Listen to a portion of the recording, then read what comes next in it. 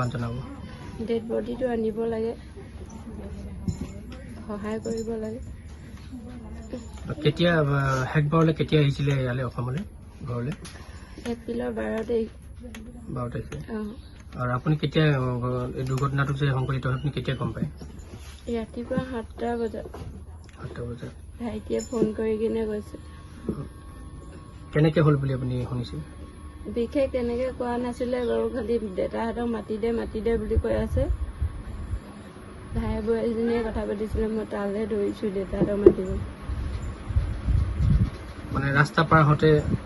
হয়, ৰাস্তা পাৰ হওঁতে। আপোনাৰ লগত কেতিয়া কথা হৈছিলে ফোনত? আজি কথা হোৱা নাই, কালিয়ে পাতিছিলোঁ। আজি গৰু এৰাল দিব যাওঁতে কোনে ভাই বোৱাৰীজনীয়ে কথা পাতিছিলে নেকি, আহি ফোন কৰিছোঁ, ৰিচিভ কৰা নাই। তাৰপিছত অকণমান দেৰি পিছতে ভাইটিয়ে ফোন কৰিছে। মানুহজনৰ লগত আপুনি কেতিয়া কথা পাতিছিলে? কালি পাতিছিলোঁ, গধূলি হ'ল। কালি ৰাতি? হয়। এতিয়া আপোনাৰ এটি সন্তানো থাকি গৈছে? হয়, সন্তান দুটা থাকি গৈছে।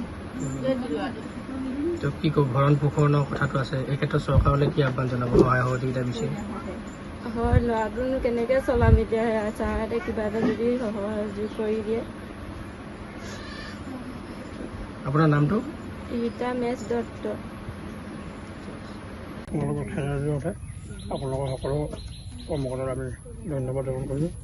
আমাৰ আজি এই বিশেষ দিনটোত আহিছে, আহি আপোনালোকে খবৰ লৈ আপোনালোকলৈ মোৰ নকৈ ধন্যবাদ।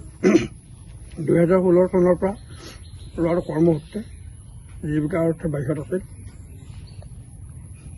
আজি সভাত ৰাতিপুৱা 6:30 বজাত এটা কাৰ এক্সিডেণ্টত তেওঁ আমাৰ মাজৰ পৰা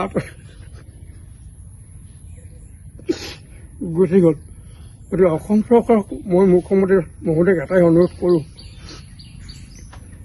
আমাৰ নিচিনা দুখীয়া মানুহক ল'ৰা বাহিৰত কিবা এটা হ'লে আমাৰ আনিব পৰা আমাৰ সমৰ্থ নাই। গতিকে মহোদয়ে কিবা এটা অনুৰোধ কৰিছোঁ যে আমাৰ ল'ৰাটো আমাৰ বাসগৃহ হ'লে আনি দিয়া এটা ব্যৱস্থা কৰি অনুৰোধ জনাইছোঁ মই। আৰু তেওঁ বিবাহিতা, তেওঁৰ পত্নীৰ নাম শ্ৰীমতী ৰেখা দত্ত, আৰু তেওঁৰ এটি সৰু 4 বছৰীয়া সন্তানটিৰ নাম হ'ল ৰিয়ান দত্ত।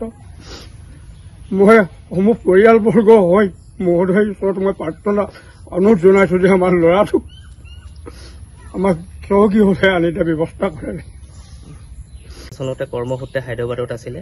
হায়দৰাবাদত থকা অৱস্থাত আজি ৰাতিপুৱা প্ৰায় 6:30 বজাত ডিউটিলৈ যোৱা অৱস্থাত তেখেতৰ এটা ৰাস্তাত দুৰ্ঘটনাগ্ৰস্ত হৈ মৃত্যুমুখত পৰে।